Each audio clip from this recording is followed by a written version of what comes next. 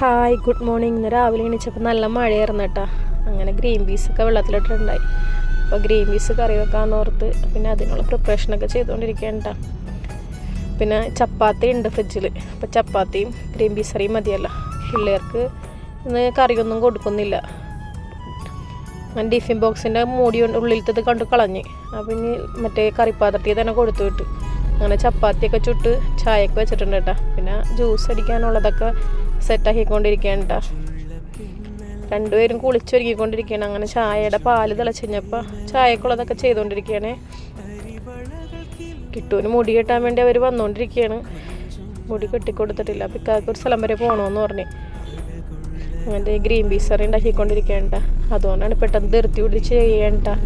ഇക്കാക്ക് എടപ്പള്ളി വരെ പോകണമെന്ന് പറഞ്ഞ് അങ്ങനെ ഗ്രീൻ പീസ് കറി സെറ്റായി.